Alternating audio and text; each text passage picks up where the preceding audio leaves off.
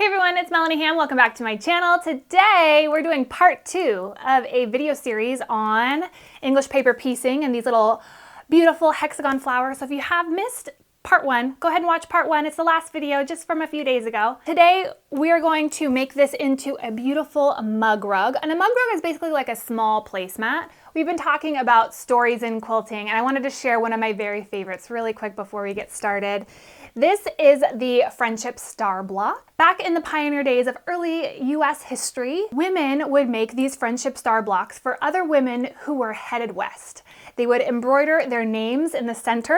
They would have this beautiful keepsake and a memory quilt to remember their girlfriends back east. So if you love stories behind quilts and stories behind quilters and quilt shops all across the United States, definitely go pick up your Quiltfolk magazine, quiltfolk.com, or you can go to my description box. I'll have a direct link there for you. Basically read it like an inspiring book and hearing all of these amazing women and men too across the United States that are just keeping this quilting tradition alive and well. It's so cool.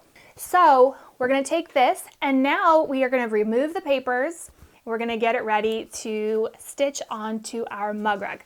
So let's get started. We are gonna complete our mug rug and I'm gonna make it really easy, okay? So if you're a beginner, you'll be able to do it.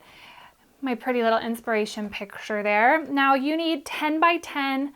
The front, we're gonna use some batting in there and then the backing. Okay. One of the great ways to figure out the center is fold your piece in half. We've got a line here, and then fold the piece in half again. X marks the spot. There is where the center is going to go. So that will help us make sure that our flower is right in the center. Now it's time to take the papers out from the back. So what you're going to do is sort of lift up edges here. This is why you want to try not to be too heavy-handed with the glue.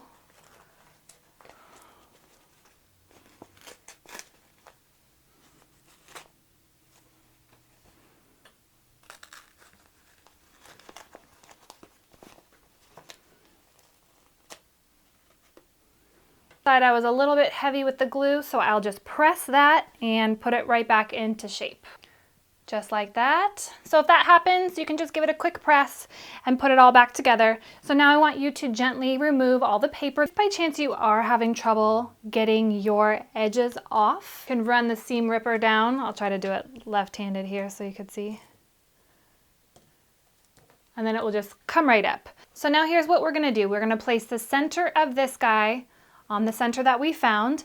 And what I'm gonna do is use my glue again, and we're gonna glue it in place. So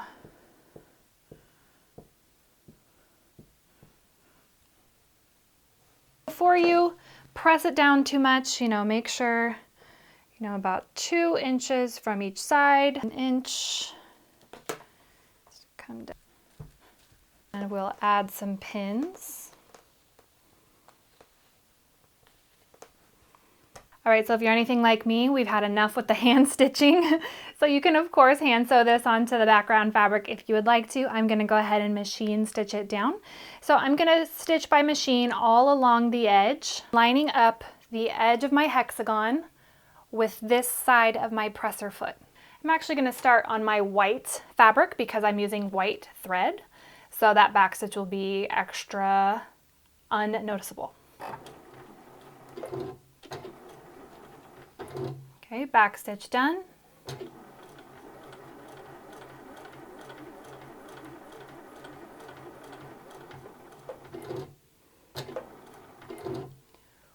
When you get to the corner, lift your presser foot up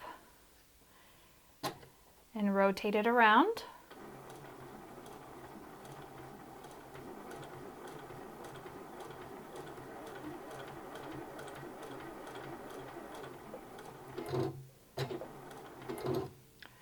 When you get to the next intersection,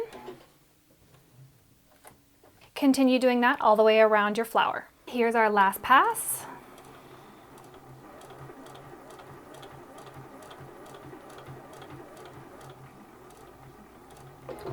backstitch in the same spot where we began.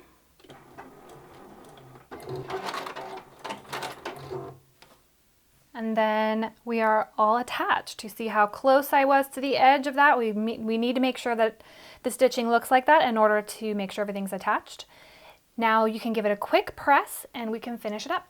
Now we're going to make our little mug rug sandwich here. So we have our top layer right sides down with our backing fabric. And then underneath that, we have our batting. Using about a 3/8 seam allowance, maybe a 1/2 inch seam allowance, whatever you prefer.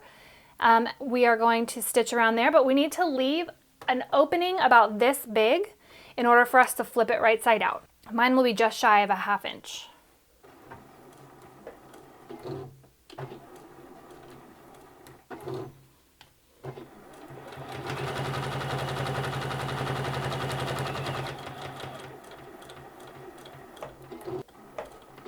When you get to the end, pivot and continue around.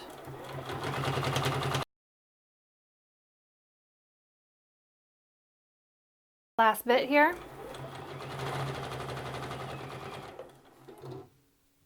Right here's where we started, so we need to leave at least a 2-inch opening or so, maybe even 3 inches. Backstitch a little bit.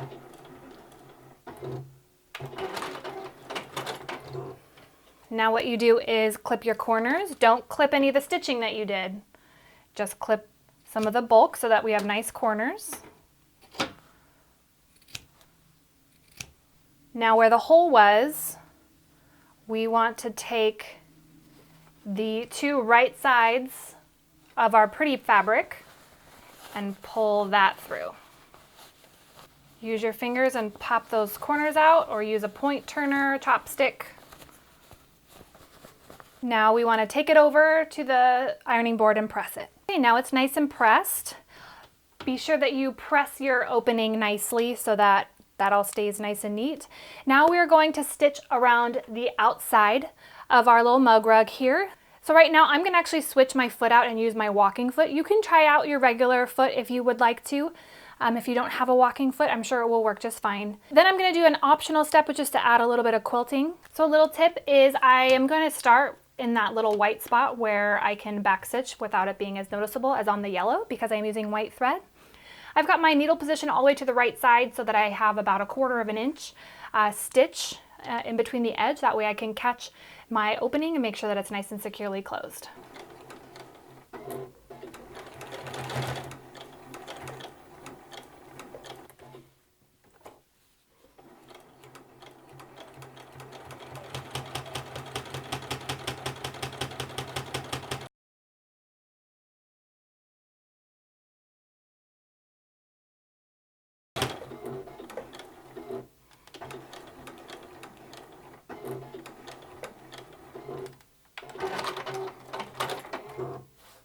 To the left of my foot to the edge of my hexagon on a spot where the backstitch will be inconspicuous, and then quilt it going all the way around.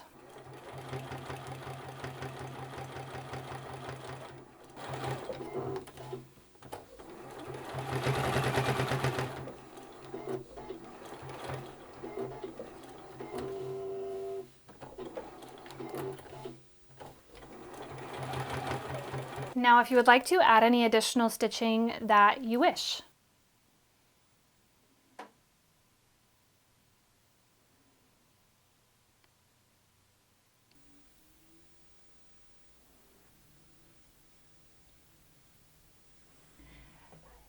Now you've got the perfect companion to your Quiltfolk magazine. I love the way this mug rug turned out. I mean, look how beautiful it is with my coffee and a little snack. What a fun way to brighten up your afternoon tea. Of course, it's also filled with a beautiful story. I hope you enjoyed this series. Thank you to Quiltfolk for sponsoring this English paper piecing Grandma's Flower Garden series. I hope that you enjoyed.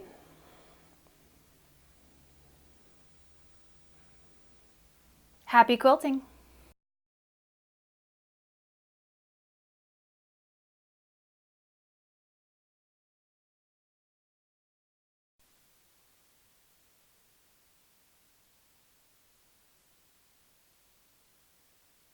Now my mic is on.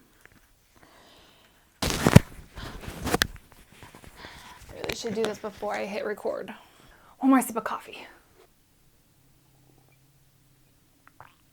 It's not my third cup of the day or anything. All done. Dance party time. Actually, I gotta still film the tutorial.